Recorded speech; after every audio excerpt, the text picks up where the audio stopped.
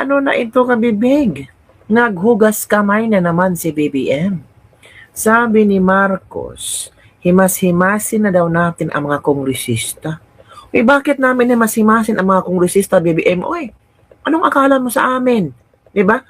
Nilaglag na talaga ni BBM ang mga kongresista. Kasi ang budget daw nandoon na sa mga kongresista. Halaka! What a revelation! Anong klaseng budget ba BBM yung sinasabi ni Senator Amy Marcos sa 20 million cash incentives pag pumirma na kayo sa impeachment ni VP Sara? Yun ba ang pinopoint out mo na nasa kamay na ng mga kongresista? Na kailangan na nating himas-himasin ang mga kongresista? Koy. Bakit ganyan, kabibig? Nako, itong mga kongresistang ito, nako, I'm sure takot na kayo. Aside from nilaglag kayo ni BBM, na sa inyo na pala ang budget, wala nang pakialam si BBM dyan, ito, si Senator Pia Cayetano ang bagong Blue Ribbon Chairman. Lagot na mga kongresista na sangkot sa flood control scam. Opo. And I'm sure, hindi na kayo makakatago. Oo mga kabibig. Sabi ni Senator Marcoleta, walang bitterness sa kanyang puso na si Senator Pia Cayetano ang nagiging chairman ng Blue Ribbon Committee. Kasi miyembro naman siya at may karapatan naman siyang magtanong sa mga ipapatawag ni Senator Pia Cayetano. And I think Senator Marcoleta has also the right na mag-call out sa mga congressman na di umano'y noon na mention ng mga diskaya. Naku, exciting to kabibig. Maraming mga congressman na nag-say yes sa impeachment ni VP Sara na nasa listahan ng mga diskaya. And I think it's time, mga kabibig, na ipatawag na sila. Oy, Senator Pia, pinagtatawanan ka ng ibang kongresista kasi ang drama mo daw, umiyak-iyak ka pa sa Senado. It's time for you to take revenge. It's time for you to call them and answer them the accountability sa flood control. Kung pinapa-impeach si VP Sara for transparency and accountability, well, the Blue Ribbon Committee Chairman, headed by Senator Pia Cayetano, may accountability and transparency na rin sa flood control. So, tingnan natin kung gaano ba ka-efficient, kung gaano katapang si Senator Pia Cayetano kasama ni Senator Marcoleta. But before that, pakinggan natin si BBN na himas-himasin daw ang mga kongresista. Bakit namin himas-himasin? Ibinoto namin sila. It's because naniniwala kami na may mga magandang programa sila para sa amin. Pero ngayon, himas-himas para sa ano to? Binoto namin sila para himas-himasin BBM. Dapat sana instruksyonan mo ang mga kongresista na yung budget na meron kayo, ipamahagi nyo sa distrito nyo, gumawa kayo ng proyekto. Hindi yon kami pa, mga butante, ang himas-himasin ang mga kongresista para kaming mga pulubi na humihingi sa aming mga kongresista ng magandang programa para sa distrito namin. Hindi ganon. Diba? Sa panahon ng kampanya, grabe kayong maka-promises. Pero tama nga, promises are meant to be broken. Sige, pakinggan natin to ha.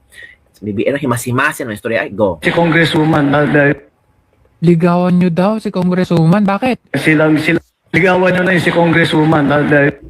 Ligawan nyo daw si Congresswoman. Bakit? Silang may hawak ng budget kaya ano na natin, medyo himas-himasin nyo na para... So, ibig sabihin, kailangan maghimod puwet tayo sa mga congressman. Halaka.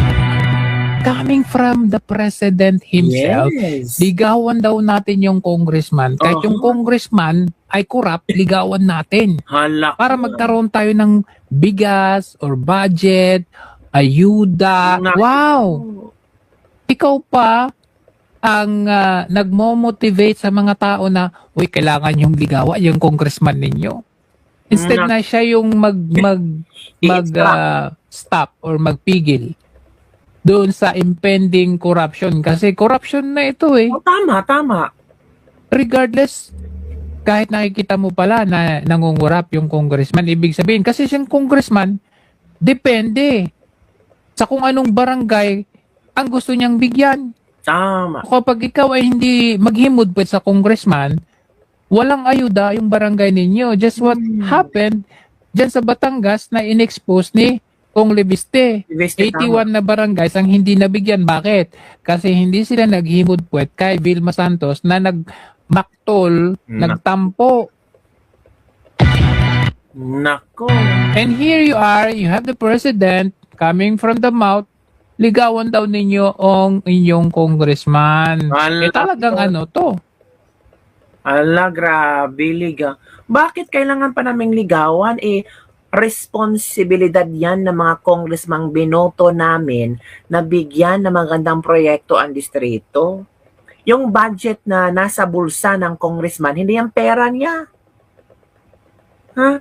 Pera yan taong bayan at hindi kami maghimas-himas sa kanila. Hindi kami himus puwet sa kanila para lang mabigyan ng programa. Konsensya nila kung bibigyan ba kami ng programa or hindi. Diba? Grabe si BBM. Presidente siya. Ganito siya mag-instruct sa Pilipino. Oh, himas-himasin nyo na ang mga congressman nyo. Ligawan nyo na ang mga congressman. Dapat, ang instruction mo, mga congressman, may pera na kayo, may budget na, gawin nyo na ang proyekto. Tapos, imbitahin nyo ako, tingnan ko kung anong proyekto na makabuti sa distrito mo. Hindi yung ang mga tao nagmukhang pulubi, nagmukhang uhaw, at hihimas-himasin, ligawan pa namin, maghimod puwet kami sa mga congressman. Sana hindi na tayo mag-elect ng congressman kung ganito ang klase mga congressman meron tayo. Diba? Anong klaseng advice ng presidenteng ito? Grabe naman. Ginawa yun talaga kaming mababang tao. Parang tingin namin sa sarili namin ngayon, no? Walang purpose sa buhay sa Pilipinas. Kasi, ang nakikita namin, hindi kami mag-grow, wala kaming matatanggap na ayuda o programa sa gobyerno kung hindi namin himas-himasin ang mga congressman. Kung hindi kami sip-sip sa mga congressman. Grabe yung pagka-presidente. Ang ganda ng kanyang advice. So ngayon, nilaglag niya ang mga kongresista. So sabi ng presidente, oy, wag niyo na akong anuhin ha, wala sa akin ang budget. Hindi na ako makatulong sa inyo o doon na kayo sa mga kongresista niyo.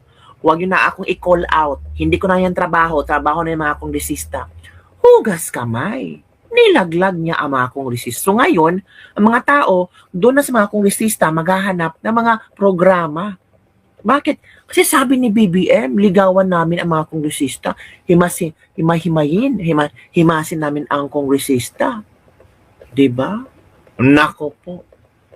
And speaking of the kongresista, itong Blue Ribbon Committee na ang chairman ay si Senator Pia Cayetano. Maghanda-handa na kayo. Kasi si Senator Pia is not, hindi ito lalo-laro lang. Ito na. Yung expectation niyo po kay Senator Pia on BRC, do you think that they will pursue yung case against Martin Romualdez? Oo Dapat. naman. Dapat. Yun ang core namin. Yun ang core. Doesn't matter na hindi ako. Yeah. Hindi pinag-uusapan yun. Ang importante rito, ang matagal nang inaasam ng taong bayan na Yes. bigyan natin ng closure yan. Matukoy Correct. natin, mapanagot natin kung sino talaga. Yes. Kung sino-sino may kagagawan yan para mapanagot natin. Ito ang tungkulin natin At sa bayan. nakakalimutan na yan ngayon. Whether akong chairman o hindi, pareho din ang direksyon. Correct. Ganda. Ito, Chairman kayo, Tayo ha. chairman kayo ng dalawang committee ngayon, Justice tsaka Public Services. Sir, una tanungin ko, bakit hindi kayo sa BRC? Yung judgment ni SP Alan, sabi ko, ikaw nang bahala dyan. It's your decision. Sabi niya gano'n. Sabi ko, gano'n. Na-disappoint ba kayo, sir? No, Not at all. Kahit na halimbawa member lang ako doon, really, Trixie, gagawin ko pa rin yung gusto kong gawin. Of course. Wala namang, Hindi kailangan, Chairman. hindi ako kailangan maging chairman. Siguro magbabago lamang doon, siguro yung i-agenda natin, kung yung mga priorities lang. Pero nanatili pa rin kayong active kahit hindi na kayo chairman nun eh. Nung right after, So, wala na nga. nagka-shake up. Wala na nga ako doon. Nasa minority na ako. Pero nakita nyo naman, di Yes, naman Hindi ako. ba kayo tumigil? Hindi ako Hindi tumigil nyo talaga. iniwan. Dilalo na ngayon. Yan ang totoong Dilalo na ngayon. Yes, sa inyo. Yung expectation niyo po sa kay Senator Pia on BRC, do you think that they will pursue yung case against Martin Romualdez? Oo naman. Dapat. Yun ang core namin. Yan Yun ang core. Doesn't matter na hindi ako. Yeah. Hindi pinag-uusapan yun. Ang importante rito, ang matagal nang inaasam ng taong bayan na bigyan natin ng closure yan. Matukoy natin, mapanagot natin kung sino talaga. Yes. Kung sino-sino may kagagawan yan para mapanagot natin. Ito ang tungkulin natin At sa bayan. nakakalimutan na yan ngayon. Whether akong chairman o hindi, pareho din ang direksyon. Hala. Well, Chairman, Panagutin na talaga ni Senator Marcoleta. Naku po. So, yan nakabibig ang ating Litis Libak-Libak for today. Mananagot ang mga sangkot sa, tawag ito, Blue Ribbon ang sa flood control.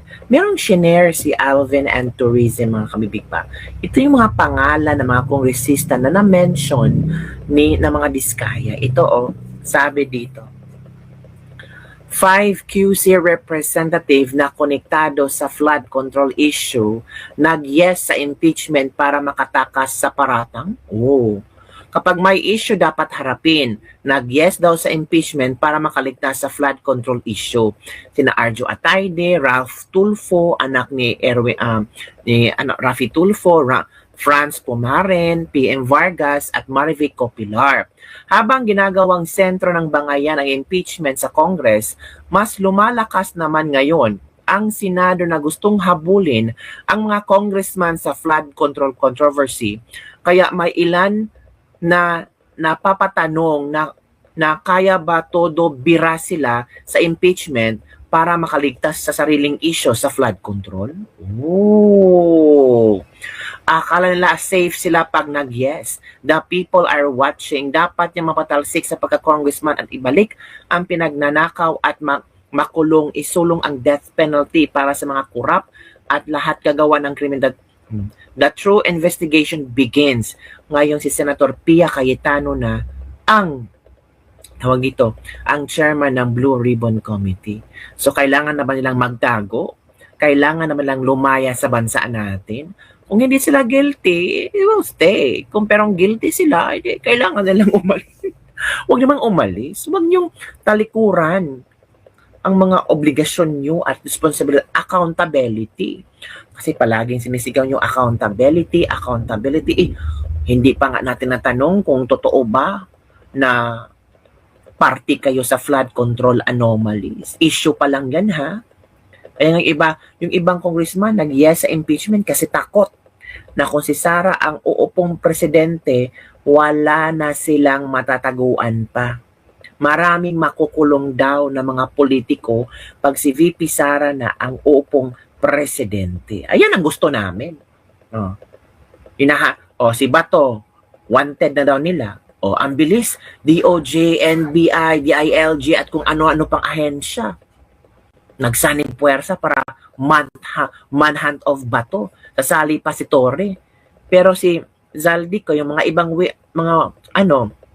wanted, nag-manhunt ba sila? Si Atong Ang, may manhunt ba ang NBI at lahat ng ahensya? Zaldico, kumusta na? 'Di ba? Pag pro-government, drama-drama lang, sabi ng ibang netizen. Pero pag anti-government or hindi kaanib nila, nako, lahat ng ahensya gagalaw. Grabe naman po kayo sa mga obserbasyon nyo. Hindi lang, kasi sumusunod na sila sa ICC. Ano ba? ICC ba ay parte ng Pilipinas? Parte na ba tayo sa The Hague? Parte na ba ang bansang Pilipinas sa The Hague? Republic of Philippines, The Hague na ba ang Pilipinas? Grabe mga netizen kung makareact. So,